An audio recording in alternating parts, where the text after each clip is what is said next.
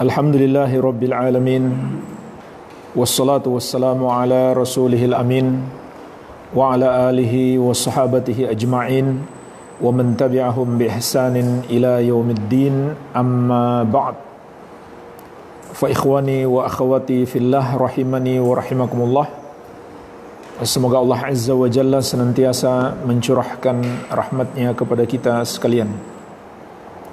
InsyaAllah ta'ala kita akan melanjutkan pembahasan kitab Tauhid yang kita ringkas dari penjelasan Asy-Syaikh Al-Allamah Profesor Dr. Shalih Al-Fauzan hafizahullah ta'ala dalam kitab beliau Al-Mulakhas fi Syarhi Kitab Tauhid, memasuki babu ma jaa fin nushrah, bab tentang an-nushrah.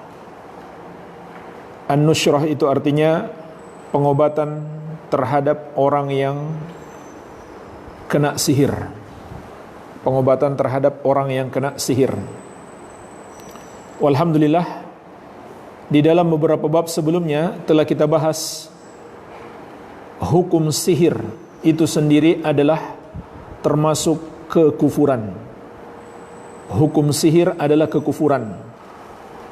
Mempelajarinya, mempraktekannya, mengajarkannya dan ridho dengannya adalah kekufuran. Dan Allah Azza wa Jalla menegaskan di antara kekufuran yang dilakukan oleh setan dan manusia adalah sihir, adalah kerjasama untuk mempraktekan sihir.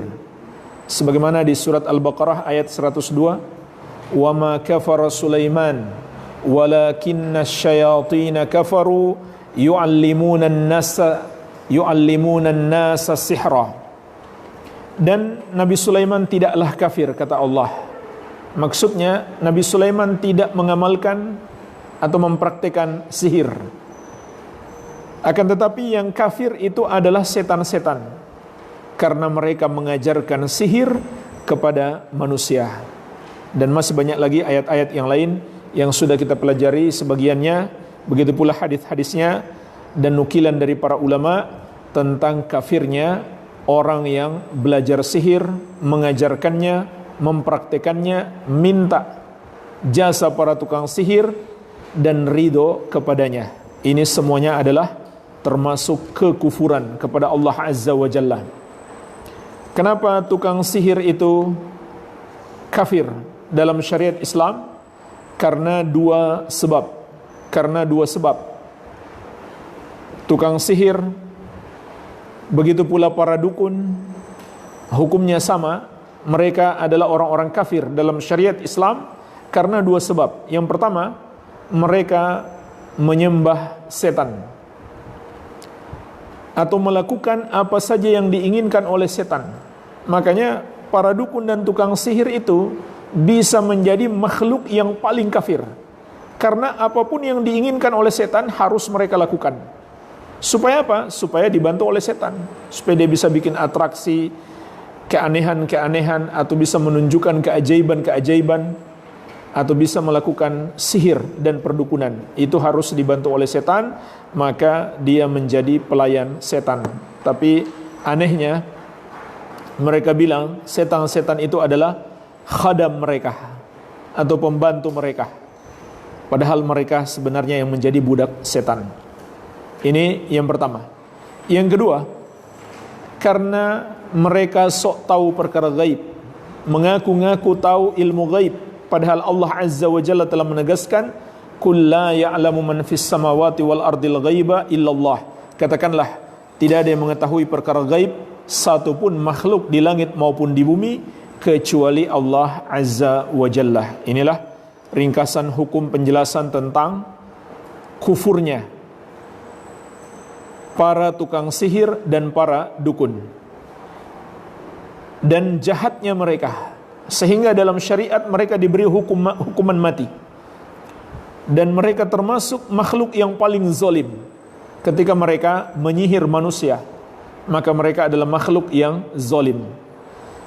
Oleh karena itu syariat juga memberikan solusi bagaimana mengobati orang yang terkena sihir, dan juga bagaimana menangkal sihir, dan juga syariat menjelaskan kepada kita mana pengobatan yang benar dan mana yang tidak benar. Jadi pengobatan terhadap orang yang kena sihir itu ada dua, ada yang bertentangan dengan syariat, ada yang sesuai dengan syariat. Inilah yang akan kita pelajari di dalam bab ini, dan insyaallah nanti akan kita tambahkan bagaimana cara mengobati orang yang terkena sihir. Babu majaa fin nushrah. Qala rahimahullah an Jabirin radhiyallahu anhu anna an-nabiy sallallahu alaihi wasallam su'ila 'anin nushrah. Dari sahabat yang mulia Jabir bin Abdullah radhiyallahu taala anhuma, bahwasanya Nabi sallallahu alaihi wasallam pernah ditanya tentang an-nushrah, yaitu pengobatan untuk orang yang terkena sihir. Namun pertanyaan yang dimaksud di sini adalah pengobatan yang dilakukan oleh orang-orang jahiliyah. Faqal, maka Nabi sallallahu alaihi wasallam bersabda, hiya min amalis syaitan, itu termasuk perbuatan setan. Itu termasuk perbuatan setan. Rawahu Ahmad bisanadin jayyid wa Abu Dawud, diriwayatkan oleh Imam Ahmad dengan sanad yang jayyid, sanad yang baik, dan juga Abu Daud. Jemaah sekalian, tadi di pelajaran fikih kita katakan kalau diriwayatkan oleh Abu Daud dan Ahmad, maka Abu Daud disebut duluan. Abu Daud disebut duluan, tapi di sini Syekh menyebut Ahmad duluan. Ya. Tapi kebanyakan ulama ahli hadis menyebut ashabus sunan terlebih dahulu, baru Ahmad. Karena dilihat dari peringkat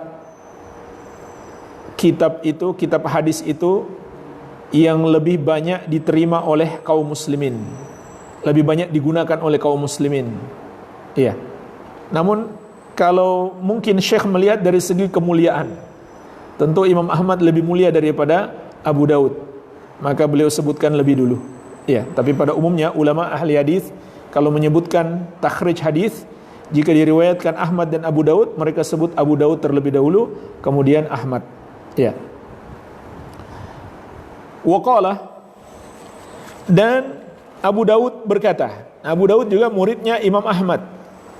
Beliau berkata, su'ila Ahmadu anha. Imam Ahmad ditanya tentang an-nushrah, ditanya tentang pengobatan sihir. Faqal, maka beliau berkata, Ibnu Mas'ud yakrahu hadza kullahu. Ibnu Mas'ud radhiyallahu anhu membenci semua ini, membenci semua ini. Maksudnya cara pengobatan sihir orang-orang jahiliyah dibenci oleh Ibnu Mas'ud radhiyallahu anhu. Maksudnya di sini Imam Ahmad berdalil dengan perbuatan atau fatwa atau athar sahabat radhiyallahu taala anhum ajmain. Jemaah sekalian, ini adalah sebuah hadis dan sebuah athar yang menjelaskan tentang pengobatan sihir dengan cara seperti yang dilakukan oleh orang-orang jahiliyah. Maka Syekh Shalih Al-Fauzan hafizahullah menyebutkan dari hadis dan athar ini dua pelajaran. Pelajaran yang pertama, an-nahyu 'anin nushrah ala sifatil lati ta'maluha al-jahiliyatu li'annaha sihrun was-sihru kufrun. Larangan terhadap pengobatan sihir atau pengobatan orang yang terkena sihir dalam bentuk seperti yang dilakukan oleh orang-orang jahiliyah dahulu. Jadi jemaah sekalian, inilah makna hadis dan athar Yang dilarang oleh Rasulullah SAW dan para sahabat bukan maknanya semua bentuk pengobatan sihir, tapi pengobatan yang dilakukan oleh atau seperti yang dilakukan oleh orang-orang jahiliyah. Kenapa dilarang? Li'annaha sihrun. Karena itu adalah sihir. Artinya apa? Mereka mengobati sihir dengan sihir juga. Jadi ini tidak boleh. Kalau na'udzubillah seseorang dari kaum muslimin terkena sihir, tidak boleh kemudian dia datang kepada dukun untuk minta pengobatan. Jadi nggak boleh. Kata Nabi SAW dalam hadis ini, hiya min amali syaitan. Itu termasuk perbuatan setan. Dan sudah pernah kita bahas juga bagaimana setan mempermainkan manusia. Setan mengganggu manusia agar supaya manusia ini mau datang kepada dukun minta diruqyah, minta diobati. Ini diantara tipu daya setan kepada manusia. Kalau orang bodoh, tidak belajar agama, tidak mendalami akidah, dia dengan mudahnya tertipu oleh setan. Karena tujuan setan supaya dia datang ke dukun. Kalau dia sudah datang ke dukun, maka setan tidak lagi mengganggu dia, sehingga otomatis dia sembuh. Maka orang-orang pun semakin percaya kepada dukun itu. Mereka bilang dia dukun sakti, karena orang sudah sakit parah pergi ke dia, semuanya sembuh. Padahal itu adalah permainan setan. Kata Nabi SAW, hiya min amali syaitan. Pengobatan sihir dengan sihir adalah termasuk amalan setan. Walaupun sembuh. Makanya di sini jemaah sekalian, kita bisa memetik pelajaran penting. Sembuh itu bukan sebuah ukuran benarnya pengobatan. Bukan sebuah ukuran benarnya pengobatan. Jadi walaupun orang bilang dukun itu betul-betul sakti, hebat, semuanya sembuh, kalau orang bodoh mungkin dia akan mengatakan, oh berarti dia benar, berarti dia nggak salah. Apalagi biasanya mereka tambah-tambahi. Biasanya dukun itu untuk menipu manusia, dia tambah-tambahi dengan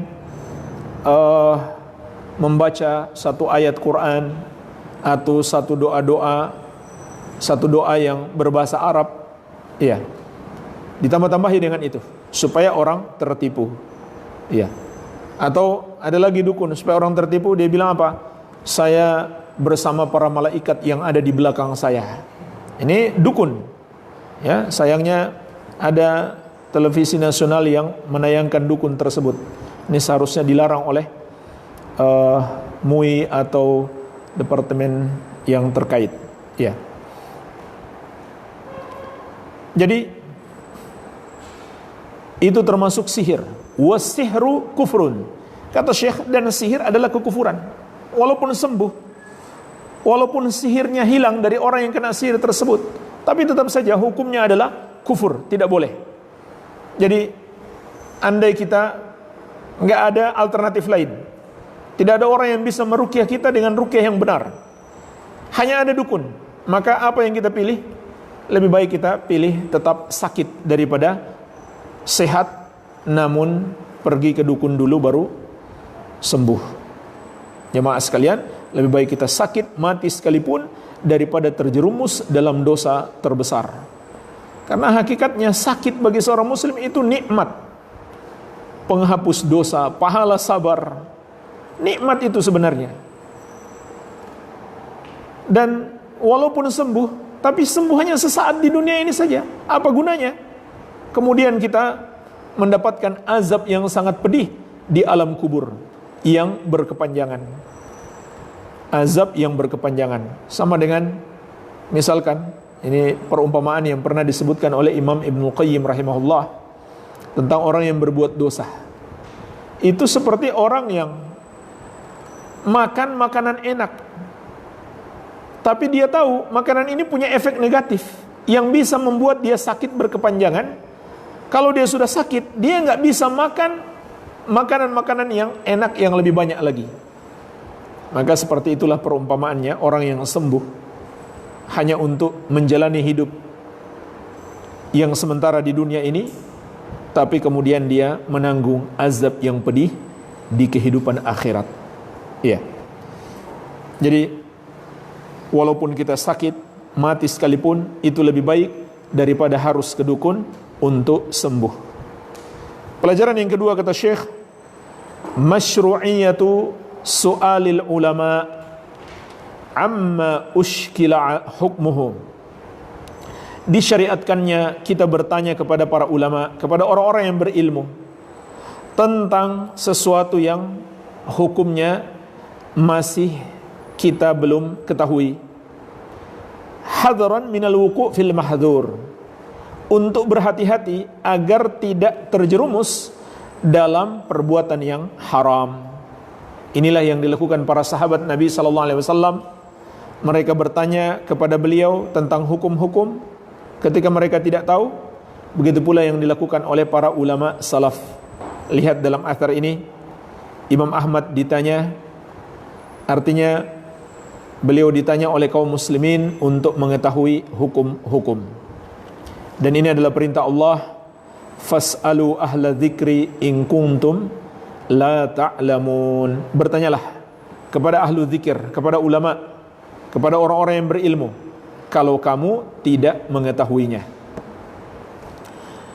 Dan Nabi SAW menyamakan kebodohan itu seperti penyakit. Kebodohan itu seperti penyakit, dan obatnya adalah bertanya. Obatnya adalah bertanya.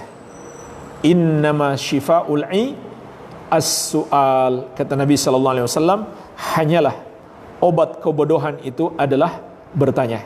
Karena bertanya adalah salah satu pintu ilmu. Iya.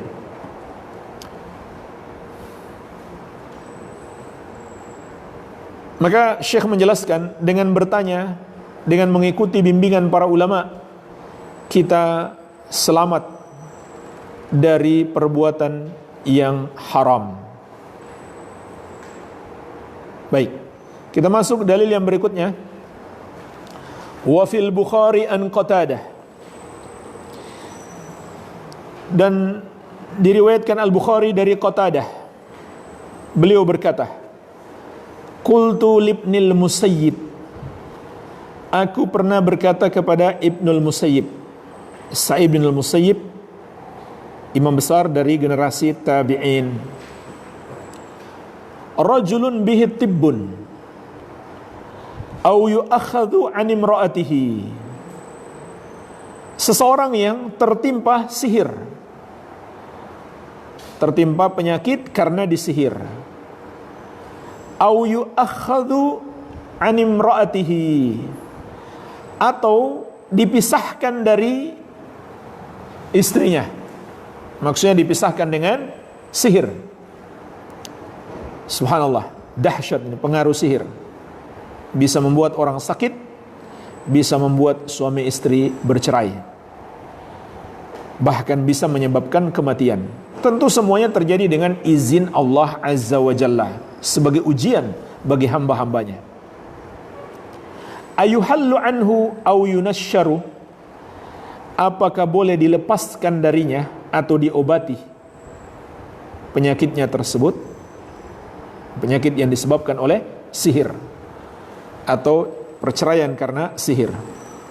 Qala, maka Sa'id bin al-Musayyib menjawab, la ba'sa bihi, tidak apa-apa. Innama yuriduna bihil islah, karena yang mereka inginkan, yaitu orang yang mengobati, adalah untuk al-islah, melakukan perbaikan atau menyatukan kembali suami istri. Fa amma ma yanfa'un falam yunha anhu, fa amma ma yanfa'u falam yunha anhu, maka apa yang bermanfaat tidaklah dilarang. Apa yang bermanfaat tidaklah dilarang di dalam syariat. Maksudnya kalau caranya tidak bertentangan dengan syariat. Iya.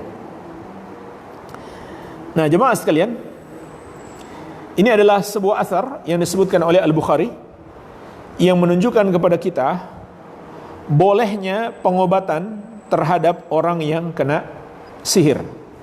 Bolehnya pengobatan terhadap orang yang kena sihir. Tapi bagaimana dengan athar berikutnya yang melarang? Waruya anil Hasan, kata Syekh, dan diriwayatkan dari Al-Hasan, yaitu Al-Hasan Al-Basri rahimahullahu ta'ala, annahu qal, bahwasanya beliau berkata, la yahullu sihra illa sahirun, la yahullu sihra illa sahirun, tidak ada yang mengobati sihir kecuali dia tukang sihir juga. Tidak ada yang mengobati sihir kecuali dia tukang sihir juga. Maka jemaah sekalian, di sini ada dua athar yang diriwayatkan dari ulama salaf. Pertama, membolehkan pengobatan orang yang tukang sihir. Yang kedua, melarang, bahkan menyebut orang yang mengobati sihir berarti dia tukang sihir. Maka bagaimana mengkompromikan dua athar yang bertentangan ini? Satu membolehkan sihir, satu membolehkan untuk pengobatan pengobatan orang yang kena sihir, yang satu lagi melarang. Maka untuk mengkompromikan dua pendapat ini yang seakan bertentangan padahal tidak, Imam Ibnul Qayyim rahimahullahu taala menjelaskan. Penulis rahimahullahu taala menukil, qala Ibnul Qayyim, berkata Imam Ibnul Qayyim rahimahullahu taala, an-nushratu hallu sihri anil mashur wahiyya naw'an. Nushrah, pengobatan terhadap orang yang terkena sihir atau menghilangkan sihir dari orang yang kena sihir, ada dua cara. Ada dua cara.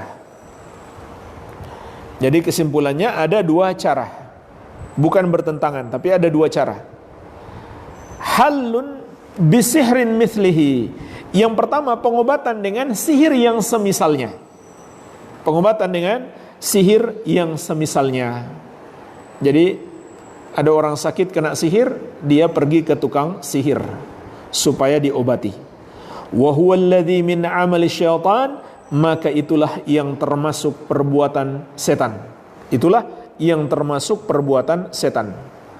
Wa alaihi yuhmalu qaulul Hasan, dan kepadanya dibawa ucapan Al-Hasan. Apa kata Al-Hasan tadi? La yahullu sihra illa sahirun, tidak ada yang mengobati sihir kecuali tukang sihir.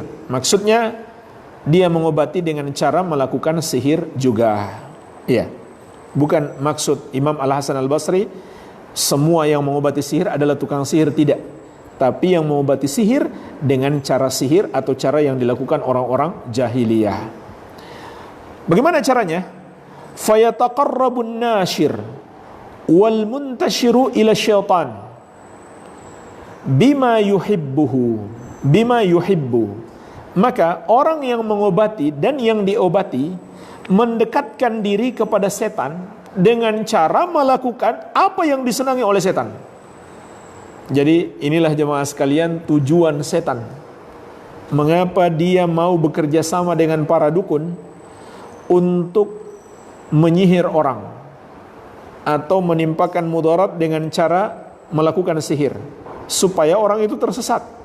Bagaimana bentuk tersesatnya? Datang dia kepada dukun. Itu yang diinginkan oleh setan. Iya. Ketika dia datang kepada dukun, maka dukun akan menyuruh dia melakukan pendekatan kepada setannya. Fayubtilu amalahu anil mashur. Lalu kemudian setan itu menghilangkan amalannya atau perbuatannya kepada orang yang kena sihir tersebut. Jadi mereka melakukan pendekatan diri kepada setan itu dengan cara melakukan apa yang disenangi oleh setan. Sebagaimana yang telah kita katakan di awal tadi, dukun, para tukang sihir itu bisa menjadi makhluk yang paling kafir. Kenapa? Karena apa yang disenangi setan semuanya akan mereka lakukan. Semuanya akan mereka lakukan supaya mendapatkan pertolongan setan. Na'udzubillah.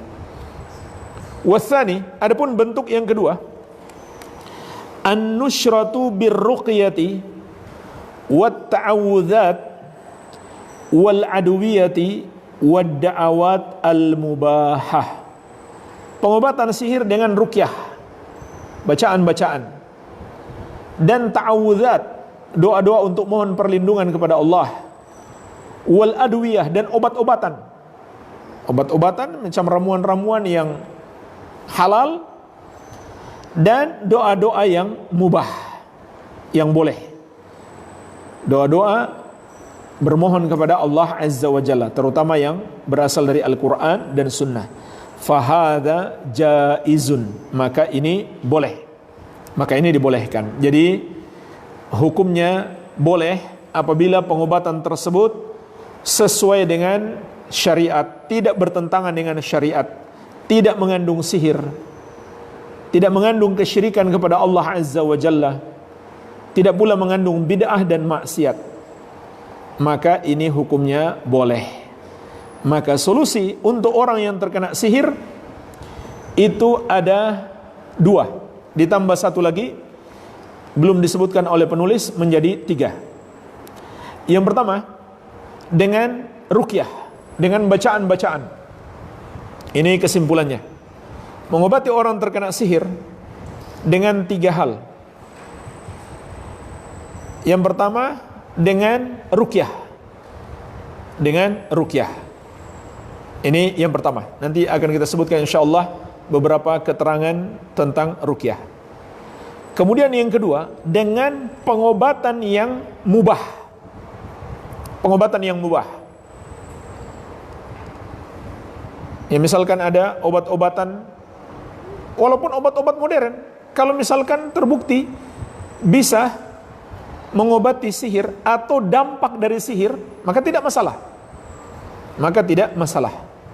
Ya, bisa saja ada orang terkena sihir lalu berdampak pada fisiknya. Fisiknya melemah, kita kasih vitamin, ya tidak apa-apa, tidak masalah. Iya. Atau dia sakit kepala, kita kasih obat sakit kepala misalkan, ya tidak masalah. Intinya pengobatan yang mubah, obat-obat yang mubah, maka boleh. Ya, ini yang kedua. Kemudian yang ketiga adalah dengan menghancurkan buhulnya, kalau ketemu buhulnya. Inilah tiga cara pengobatan terhadap orang yang terkena sihir. Ini juga difatwakan oleh Syekh Ibn Baz rahimahullah, dan beliau mengatakan yang paling mujarrab, yang paling bermanfaat adalah dengan diruqyah. Yang paling bermanfaat adalah dengan diruqyah. Nah, jemaah sekalian, sedikit kita bahas tentang ruqyah.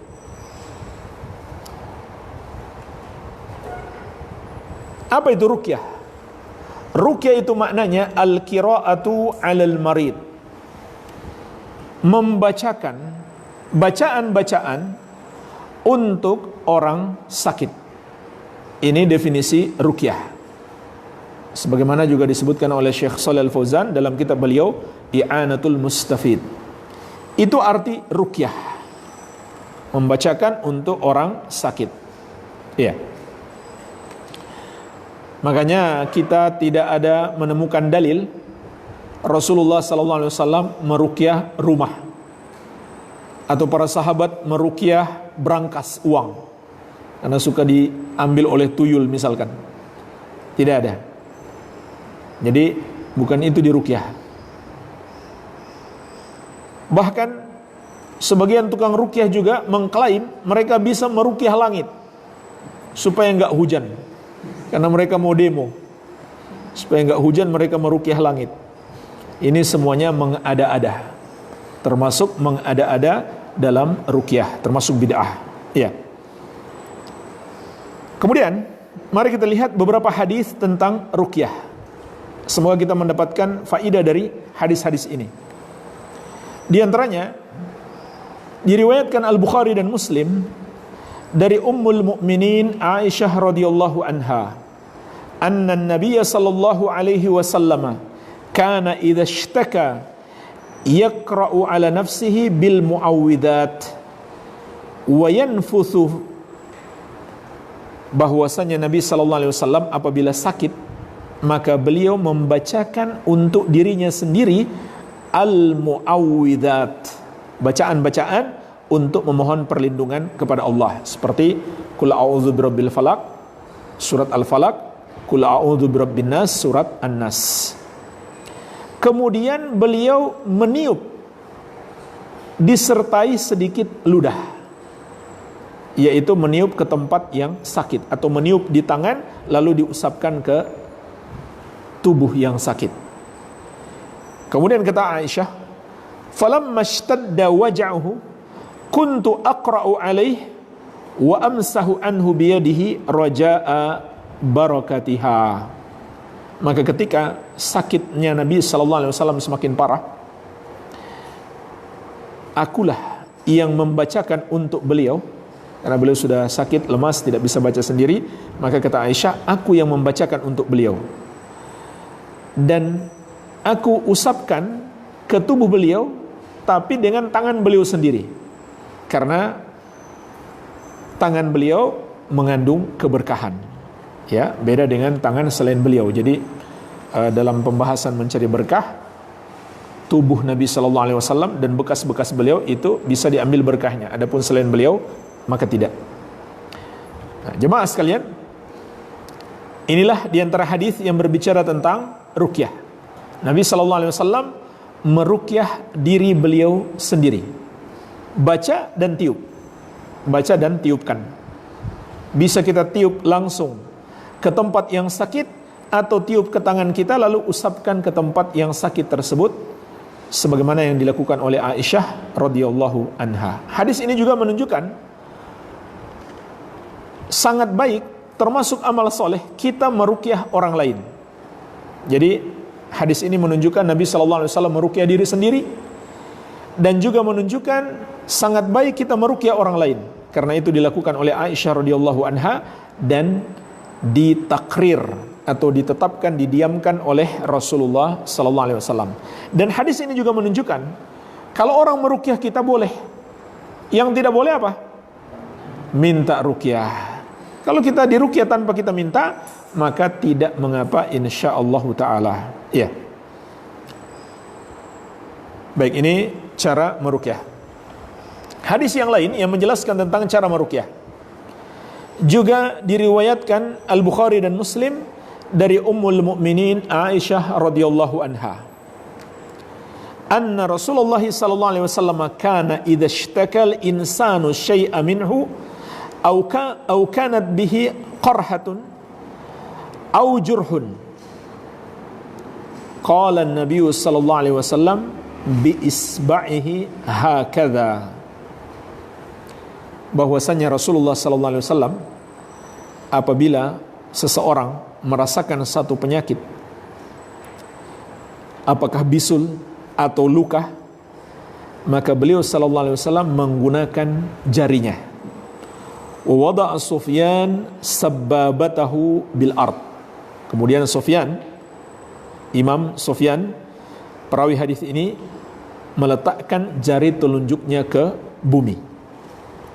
Kemudian beliau mengangkatnya seraya membaca, yaitu Rasulullah sallallahu alaihi wasallam, Bismillahi turbatu ardina biriqati ba'dina liyushfa bihi saqimuna biidzni rabbina. Perhatikan jemaah sekalian, doa ruqyah yang sangat singkat, hafalkan ini. Dan cara ruqyah ini di antara cara ruqyah Nabi sallallahu alaihi wasallam. Bagaimana caranya? Jari telunjuk beliau dibasahkan dulu dengan ludah beliau. Kemudian diusapkan ke tanah. Kemudian beliau baca. Apa yang dibaca tadi? Bismillahi turbatu ardina biriqati ba'dina liyushfa bihi saqimuna biidzni rabbina. Artinya apa? Dengan nama Allah, bahwa tanah bumi kami disertai ludah sebagian kami, agar sembuh dengan sebab itu orang sakit kami dengan izin Rabb kami. Bismillahi turbatu ardina biriqati ba'dina liyushfa bihi saqimuna biidzni rabbina. Kemudian beliau usapkan ke tempat yang sakit. Lafaz hadis ini riwayat Muslim. Dan juga diriwayatkan oleh Abu Daud dari sahabat yang mulia Thabit bin Qais bin Syammas radhiyallahu anhu.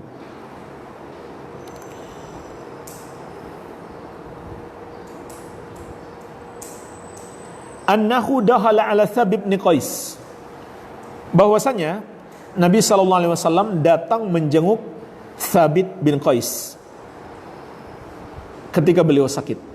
Faqal, maka Nabi SAW membaca, Ikshfil ba'sa rabban nas an Thabit bin Qais bin Syammas, hilangkanlah penyakitnya wahai Rabb manusia, yaitu dari Thabit bin Qais bin Syammas. Thumma akhadha turaban min bathan faja'alahu fi qadahin thumma nafatha alaihi bima'in wa sabbahu alaihi. Kemudian Nabi SAW juga meruqyah Qais bin Thabit atau Thabit bin Qais bin Syammas dengan cara apa? Beliau mengambil tanah dari Bathan, satu lembah di Madinah, beliau letakkan di bejana, lalu beliau meniupnya dicampur dengan air, lalu disiramkan kepada Qais bin Syammas.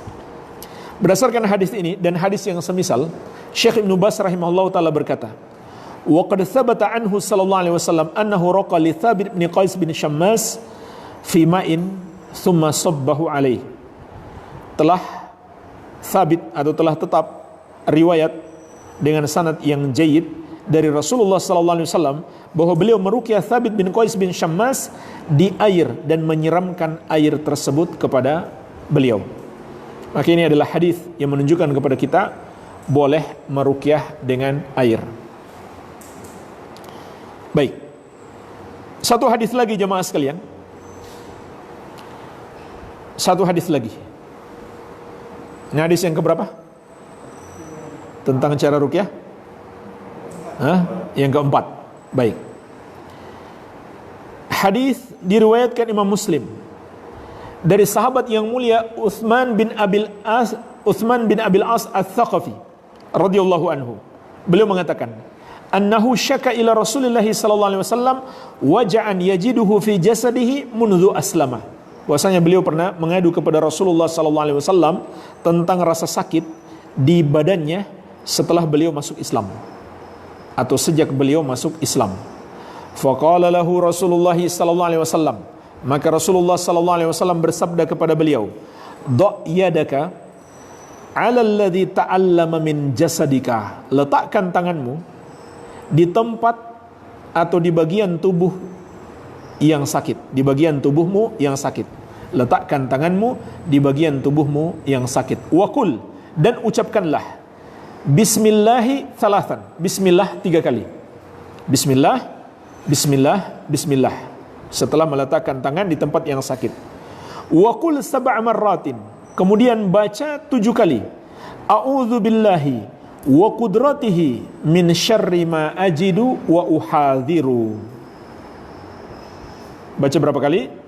7 kali. A'udzu billahi wa qudratihi min syarri ma ajidu wa uhadhiru. Aku berlindung kepada Allah dan dengan kekuasaannya atau kemampuannya dari keburukan yang aku dapatkan dan aku khawatirkan. Jadi sahabat ini ketika mengadu sakit kepada Nabi sallallahu alaihi wasallam diajarkan untuk meruqyah diri beliau sendiri, dan cara meruqyahnya sangat mudah. Letakkan tangan di tempat yang sakit, baca bismillah 3 kali, kemudian baca 7 kali a'udzu billahi wa qudratihi min syarri ma ajidu wa uhadhir. Baik. Sebagai penutup, kita sebutkan beberapa keterangan para ulama tentang cara meruqyah. Yang pertama, keterangan di dalam Fatwa Al-Lajnah Ad-Daimah. Apa itu ruqyah dan bagaimana cara meruqyah? Wahya takunu bil qira'a wan nafathi 'alal marid. Ruqyah itu caranya adalah dengan membaca, yaitu membaca ayat-ayat dan doa-doa yang diajarkan Rasulullah sallallahu alaihi wasallam dan meniup kepada orang sakit. Jadi baca kemudian tiup dia. Sawa'un kana yarqi nafsahu au yarqi ghairahu. Sama saja seseorang itu meruqyah dirinya sendiri atau meruqyah orang lain. meruqyah diri sendiri atau meruqyah orang lain. Wa minha qiraatul Qur'an fil ma' lil marid wa syurbuhu iyyahu. Dan juga boleh dengan cara membacakan Al-Qur'an di air. Kita ambil air, kita bacakan Al-Qur'an, lalu kita beri minum kepada orang sakit itu. Jadi boleh meruqyah diri sendiri dan orang lain, dan meruqyah boleh dibaca langsung kemudian ditiup, boleh juga dibaca di air kemudian diminum atau diminumkan kepada orang sakit.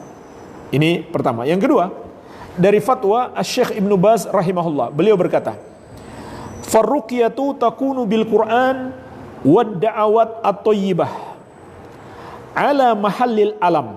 Ruqyah itu dilakukan dengan membaca Al-Qur'an dan doa-doa yang baik, yaitu doa-doa yang diajarkan Nabi sallallahu alaihi wasallam di bagian tubuh yang sakit.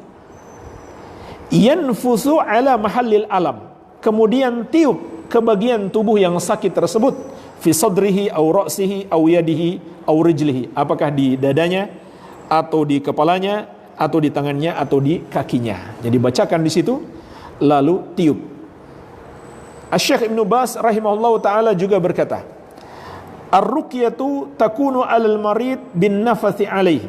Ruqyah itu untuk orang sakit dengan cara meniupnya setelah dibacakan. Wa takunu fi ma'in yashrabuhul marid aw yatarawwash bihi, dan juga boleh diruqyah di air lalu diminum oleh orang sakit atau dia gunakan untuk mandi. Jadi boleh dia minum, boleh juga dia gunakan untuk mandi. Ya, atau sebagian dia minum dan sisanya untuk mandi. Beliau rahimahullahu taala juga berkata, "Wala haraja fil qiraati fil ma'i waz zaiti fi ilajil marid wal mashur wal majnun." Dan tidak mengapa membacakan ruqyah di air dan minyak untuk mengobati orang yang sakit. Seperti minyak zaitun misalkan, kita bacakan ruqyah di situ untuk mengobati orang sakit atau orang yang disihir atau orang yang terkena penyakit gila. Walakinnal qira'a 'alal marid bin nafathi 'alaih aula wa afdal wa akmal. Akan tetapi kata Syekh, membaca langsung disertai tiupan kepada orang sakit itu lebih utama, lebih afdal dan lebih sempurna dibandingkan kita baca di air kemudian diminumkan atau dimandikan. Baik, ini yang kedua fatwa Syekh Ibnu Baz rahimahullah. Yang ketiga, fatwa Asy-Syaikh Mubarak bin Muhammad Al-Mili Al-Jazairi, salah seorang ulama besar Ahlus Sunnah dari negeri Al-Jazair. Beliau rahimahullah berkata dalam kitab beliau Risalatus Syirki wa Madzahiruhu, wa sifatur ruqyah an yaqra al-qari'u ala mahallil alam au ala yadayhi lil mashi bihima. Cara meruqyah itu adalah seseorang membacakan ayat-ayat atau doa-doa di tempat yang sakit, atau membaca kedua tangannya lalu dia usapkan ke tubuhnya yang sakit. Jadi misalkan dua tangannya dia baca begini, kemudian dia usapkan ke tubuh yang sakit. Mirip seperti kita membaca saat mau tidur, ya kan? Kita baca di dua tangan kita Al-Ikhlas, Al-Falaq, An-Nas, kemudian kita usapkan ke bagian tubuh yang terjangkau. Ini enggak harus seluruh bagian tubuh. Iya, ya, yang bisa dijangkau saja, yang mudah dijangkau. Iya. Caranya seperti itu. Tapi kalau ada anggota tubuh yang sakit, ya arahkan ke situ. Iya. Au fi ma'in wa nahwihi, atau dibaca di air dan yang semisalnya. Wa yanfusu athar al-qira'a nafathan khaliyan minal buzaq wa innama huwa nafsun ma'ahu balal minar riq. Dan meniup setelah membaca dengan tiupan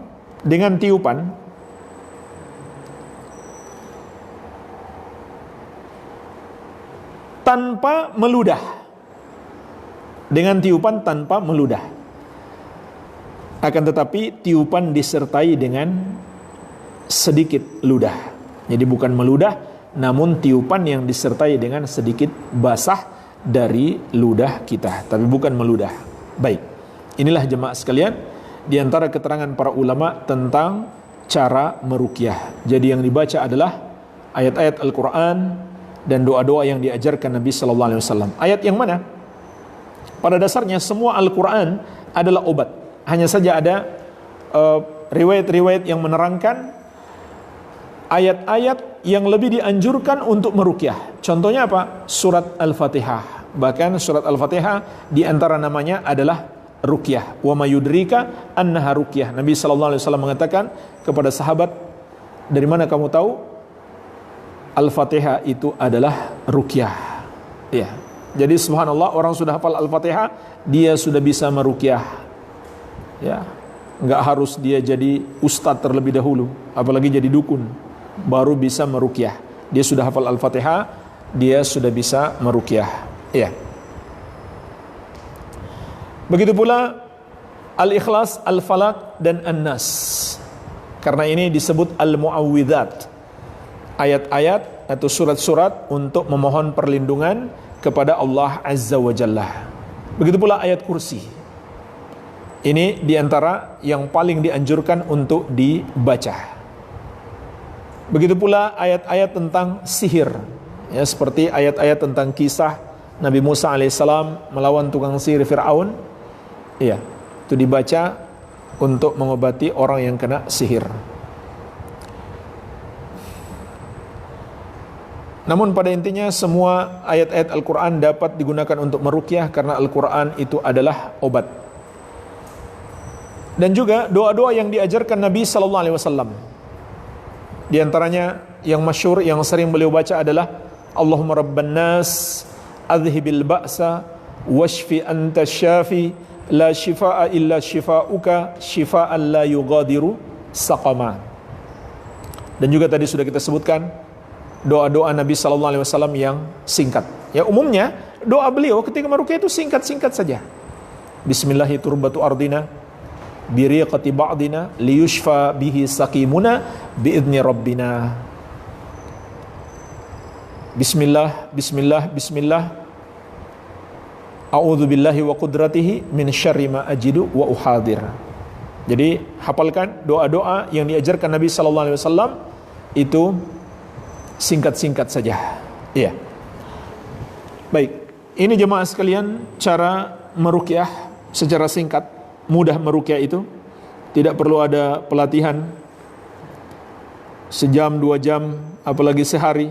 Bahkan ada levelnya. Level 1, level 2, level 3, level 4 jadi dukun. Itu tidak perlu. Dan tidak perlu menyibukkan dengan pelatihan-pelatihan ruqyah. Dan kita tidak mendengarkan para ulama kita sejak dulu sampai hari ini yang sibuk dengan pelatihan-pelatihan ruqyah tersebut. Apalagi sudah dijadikan seperti hiburan, jadi acara televisi. Iya. Maka pada akhirnya mereka terjerumus dalam berbagai macam penyimpangan-penyimpangan. Bahkan perdukunan masuk televisi menamakan sebagai ruqyah, menamakan diri sebagai ruqyah. Ya, para dukun mengaku tukang ruqyah. Ya. Ini tentang pengobatan. Terakhir jemaah sekalian, tentang pencegahan. Ini lebih penting daripada pengobatan. Bagaimana mencegah sihir supaya kita nggak kena sihir? Maka ketahuilah, senjata kita, benteng kita yang paling kuat untuk mencegah sihir, mencegah gangguan setan adalah tauhid. Mentauhidkan Allah Azza wa Jalla. Setan mengetahui dia tidak bisa mengganggu, menggoda dan menyesatkan orang yang mentauhidkan Allah. Surat Shad ayat 82-83. Setan bersumpah, qala fa bi'izzatika la ughwiyannahum ajma'in illa ibadaka minhumul mukhlasin. Setan bersumpah, demi kemuliaanmu wahai Rabbku, aku akan menyesatkan manusia semuanya kecuali hamba-hambamu yang ikhlas. Kemudian bertakwa kepada Allah Azza wa Jalla. Takwa adalah sebab sebesar-besarnya sebab hamba mendapatkan perlindungan Allah tabaraka wa ta'ala. Makanya orang yang kena sihir itu, umumnya orang yang kena sihir itu ketika dia sedang lalai mengingat Allah, ketika dia sedang terjerumus dalam dosa-dosa. Umumnya seperti itu, walaupun tidak mesti. Ada juga orang soleh kena sihir. Jadi jangan kita melihat orang kena sihir langsung kita bilang berarti dia orang lalai, tidak juga. Bisa saja ada orang soleh, orang baik kena sihir sebagai ujian baginya. Tapi kebanyakan di masyarakat orang yang kena sihir ketika dia sedang lalai, hatinya sedang bermaksiat, dia sedang jauh dari Allah Azza wa Jalla. Maka takwa kepada Allah adalah sebesar-besarnya benteng dari segala mara bahaya. Begitu pula tawakal kepada Allah, bergantung hati kepada Allah. Dan juga doa-doa mohon perlindungan, terutama zikir pagi petang, itu dijaga dengan baik, dijaga dengan rutin. Zikir pagi petang itu sudah terkandung di dalamnya doa-doa permohonan agar kita dilindungi oleh Allah dari semua mara bahaya. Apakah sihir, setan-setan, atau penyakit-penyakit, virus-virus, dan lain-lain. Ini dijaga pagi dan petang. Ini disebut al-asbab asy-syar'iyyah, sebab-sebab syariat untuk terjaga dari gangguan sihir. Dengan keimanan, ketakwaan kepada Allah Azza wa Jalla, tawakal kepadanya, berdoa memohon perlindungannya. Yang kedua, dengan sebab yang Allah tetapkan ada di alam ini, sifat yang bersifat kauniyah. Contohnya apa? Makan korma ajwa Madinah di pagi hari 7 butir sebelum makan apapun. Ini adalah sifatnya alamiah, kauniyah, yang Allah tetapkan di alam ini. Seorang hamba apabila dia makan korma 7 butir pagi hari sebelum makan apapun dari jenis ajwa kota Madinah, maka dengan sebab itu insya Allah dia terhindar dari sihir untuk hari itu. Sebagaimana dalam hadis Bukhari dan Muslim, Nabi SAW bersabda, man tasabbaha bisab'i tamaratin ajwah lam yadurrahu dhalikal yawm summun wala sihrun. Barang siapa yang memakan 7 butir korma ajwah, disebutkan dalam riwayat yang lain, mimma baina labataiha, yaitu ajwah kota Madinah, di waktu pagi, maka tidak ada satu sihir atau racun apapun yang dapat membahayakannya. Syekh bin Baz rahimahullah ta'ala pernah mengatakan, kalau tidak ada korma ajwah Madinah, maka bisa korma ajwah mana saja. Kalau tidak ada dari jenis ajwah, saya harap, kata beliau, korma manapun bisa. Namun yang afdal adalah ajwa dari kota Madinah. Ini keutamaan yang Allah berikan khusus kepada kota Madinah maupun buah-buahan yang berasal darinya. Ya, hikmahnya apa? Ini Allah tetapkan untuk menunjukkan kepada kita sihir itu lemah, tukang sihir itu lemah. Allah Azza wa Jalla dialah yang maha kuat. Walhamdulillah, ini yang bisa kita bahas. Semoga bermanfaat. Kita cukupkan dulu. InsyaAllah ta'ala kalau ada pertanyaan-pertanyaan nanti kita lanjutkan di pertemuan yang akan datang di jam yang sama, hari Kamis pagi dan siang. Semoga Allah berikan taufik kepada kita semuanya. Subhanakallahumma bihamdik, asyhadu an la ilaha illa anta, astaghfiruka wa atubu ilaik. Wa sallallahu ala nabiyyina Muhammadin wa alihi wasallam. Walhamdulillahi rabbil alamin. Wassalamu alaikum warahmatullahi wabarakatuh.